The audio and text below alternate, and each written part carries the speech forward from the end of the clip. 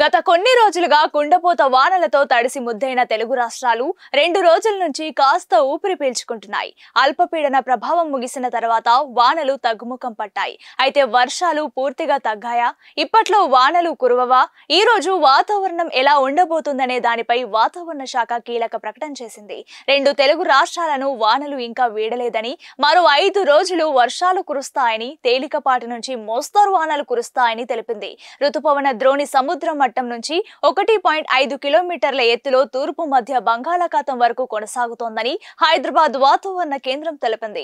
దీనివల్ల మరో 5 రోజులు అంటే ఆగస్టు 27 వరకు తెలంగాణ వ్యాప్తంగా తేలికపాటి నుంచి మోస్తరు వానలు కురుస్తాయని వెల్లడించింది. ఖమ్మం, భూపాలపల్లి, సూర్యాపేట్, వరంగల్, హన్మకొండ జిల్లాల్లో ఉరుములు, మెరుపులతో కూడిన వర్షాలు కురుస్తాయని వాతావరణ శాఖ తెలిపింది. అలాగే గంటకు 30 నుండి 40 కిలోమీటర్ల వేగంతో ఈదురుగాలులతో కూడిన వర్షాలు పడతాయని ప్రజలు అప్రమత్తంగా ఉండాలని హెచ్చరించింది.